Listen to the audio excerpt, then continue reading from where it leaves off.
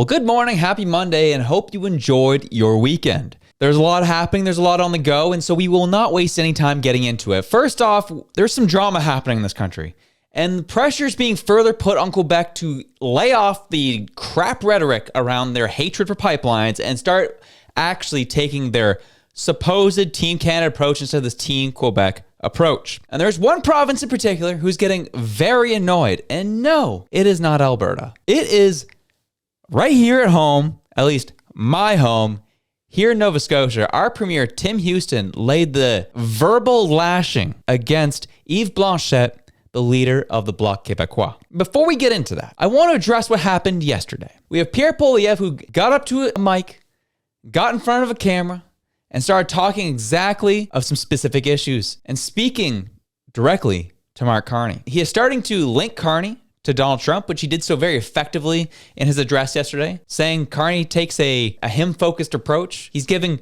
Trump exactly what he wants, and this among other things. There are some good chords that Poilievre struck in this address, but this one in particular as it wraps into our content that we want to discuss today. He wants to remind Canadians of the issue we are facing with our pipelines, or lack thereof, and how the Liberals have delivered this result to us. That Canada could have helped defund Putin. We could have approved the Energy East pipeline, which would have sent 1 million barrels of Western Canadian oil to the Atlantic, where it could have been shipped to Europe. We could have approved LNG projects in Quebec and Atlantic Canada, as the Germans, the Ukrainians, the Greeks, and others pleaded with us to do. All of that would have broken dependence on Putin. But Justin Trudeau said there was no business case. He killed the Energy East pipeline, and Mark Carney supported him in killing all those projects. Bill C-69 makes it impossible to send our resources out of North America. So what we need to do is reverse this radical anti-Canadian energy agenda that Carney Trudeau have imposed and rapidly approve projects so that we can sell Canadian energy to displace Russia and turn dollars for dictators into paychecks for our people. So those are some good notes to hit on. Really addressing what's happening in the geopolitical world, of how Canada has a role to play in this and how we have actually failed our role in helping address the issue. Right now, we are facing an issue of Russia and China, Iran, North Korea getting closer together to fight against the West and those who are part of NATO. And he did a good job of pointing it back to Trudeau and Carney, where they keep implementing these policies that have totally ravaged any opportunity for us to get our resources out to a broader market and to a market that's desiring, the demand is there. They want us to do it. And Trudeau said, nah, we don't do that here. And so with the backdrop of addressing, we could have gotten Europe off of Putin's oil. We could have done that. And he lists the countries that we could have helped that with. Trudeau said there was no business case. And Carney has supported these policies through and through. And with what we know, if you remember what took place early February, leader of the Bloc Québécois said, Blanchet says Quebecers fiercely oppose pipeline. Survey says otherwise, though. Bloc Québécois Yves-François Blanchet said that Quebec was fiercely opposed to the notion of any energy pipelines running through the province in response to fending off the impact of U.S. tariffs. We are fiercely opposed to any type of transport on Quebec territory of hydrocarbons from Western Canada to any market whatsoever.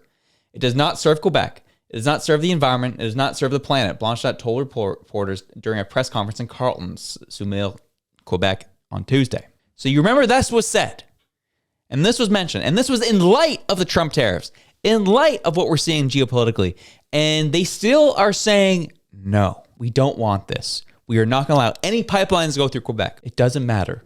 The world can burn, Canada can suck it, but no pipelines will be going through Quebec because it doesn't serve Quebec. And at the time, there was annoyance and frustration about this statement, but the Premier of Nova Scotia took extra issue with this statement, where he put out a statement on last Friday, February 28th. It got kind of lost in the news because, I don't know, there's a little thing called Zelensky that wouldn't happen, and then Trump saying he doesn't like Pierre. Like, there's a lot of things that happened on Friday, and this missed that mark. But we're going to bring it up here on Monday to remind you of what happened. And I'll say it's a damning statement. Tim Houston addressing Yves-François Blanchet. Dear Mr. Blanchet, as you're aware, we are in a unique time where national unity and national self-reliance is more important than ever.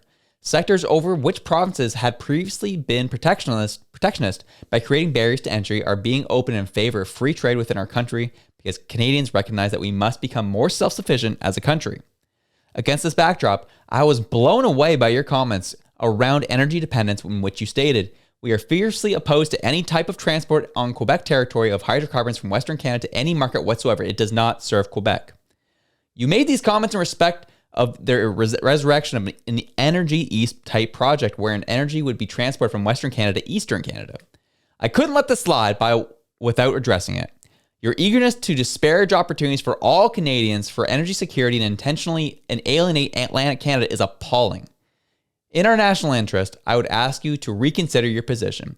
It is only small-minded thinking that causes Canada to be so dependent on foreign nations, signed Tim Houston. So line this up with what Pierre mentioned. There is an appetite to get pipelines built. There is an appetite to start getting things to other markets and not be so dependent on the United States.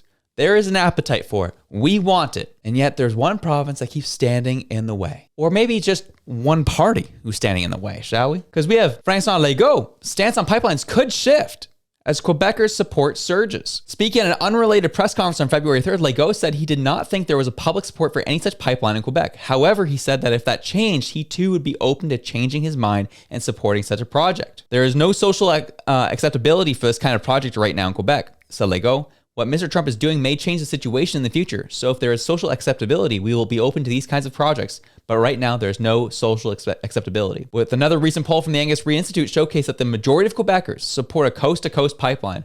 Most Canadians, 54%, also support reviving the Northern Gateway pipeline project. Yes, there's appetite. Yes, there's a growing social acceptability and a desperate one at that. We cannot allow our country to be held hostage by one province because you have these politicians who don't know what they're talking about. 79% of Quebecers support pipelines. 79%. Yet you're going to have a moron like Yves Blanchet say, no, we refuse. It doesn't serve Quebec. Doesn't serve Quebec? Okay. Tim Houston wanted to remind you that you better reconsider. And if you have someone in Atlantic Canada, which this really hasn't happened before, if you can start mounting a coalition in Eastern Canada, Atlantic Canada, that goes alongside Alberta, Saskatchewan, Manitoba. Hopefully you get Ontario on board. Quebec's in for a world of hurt. And the fact that a Nova Scotia premier felt strong enough, felt passionate enough, and felt it needed it to address Blanchet directly. He says, you better get on board because what you've expressed is just small thinking. Wow. Hear, Tim Houston. And as we've seen in the polling, the attitudes are shifting. Now, is Blanchet going to stand in the way of the people that he claims to want to represent? Or is he going to get on board and help us get our resources to other markets? That's a question that we all have. And do you remember when the left was like, Pierre has no ideas, he has no policies, he's just a slogan boy? Well, I'll give you this. Here's Carney in Barrie, Ontario. Listen to him talk, and listen to the policies he's bringing forward, and see if they sound familiar. Things on the line in the federal election. A lot of things on the line in the federal election. One of them will be building an economy that's strong enough to support our doctors, to support our nurses, to support everyone in this community. We need to have the strongest economy in the world. We can do it. We're gonna do it. We're gonna stand up to Trump. Yes. We're in charge of our destiny. We are going to build, baby, build. Yeah. He really drummed up a lot of confidence, a lot of courage to literally take Pierre Poilievre's stance, word for word, to a group of 6 people at a bar in Barrie. But these are the issues. We've seen this time and time again. The Liberals keep taking Poilievre's policies or policy ideas and bring it up as if they've been thinking about it the whole time. Meanwhile, they backtrack from every policy that's hurt this country and hoping we don't notice. Exhibit A of why Poilievre was so quiet on his policies, because he knew you were going to do this. You were going to steal his policies, you're going to steal his ideas, peddle it as your own, and hopefully your lack of thinking base didn't catch on. And here we have a video shared by Senator Leah Housakos with a clip from Global News sharing the issues and concerns they have with Mark Carney and the fact that he keeps ducking the Canadian process of disclosing his financial interests. He still hasn't told us what he's going to do, and we've been trying to get this information on what you're going to do about putting your conflict of interest disclosures to the public. They have ducked that over and over again, and there's a reason for this. Is that it takes 60 days to declare once you become prime minister, 60 days to declare your conflict, and 120 days to declare it to the public. If he abides by that, then the election will be over before we'll even know what his financial interests are. So he's been ducking us a lot. He'll take 2 questions, maybe 3, and then they run away from us. So that's why it keeps showing, as we've been hearing from the NDP, we've been hearing from the Conservatives, we're likely going to be getting an election called on March 10th or sometime soon after that. And getting one done as soon as possible all plays in Mark Carney's hand. The longer he waits, the more likely that he's going to get absolutely smoked in an election. He has to do it as soon as possible. And this is another reason why he needs to make it quick. He cannot allow his financial interests to get out before he gets into office. If so, it'll look really bad on him real quickly. And he'll be exposed for everything that he is, who is a liar, a fraud, and someone who is claiming to be who he's not. He claims to love Canada, yet hasn't lived here in the past 10 years. Claims to think this country isn't broken, yet he's moved Brookfield south of the border to New York. Claims to think this is a great country, yet his wife thinks this is just a bypass to go to the United States. He's just an accident waiting to happen. He's a liar, and he's just playing the role, hoping no one catches on. But the problem is, we've all caught on, and we'll be watching very closely as he continues to stumble and bumble his way through this process. Have yourselves a good one. I'm out.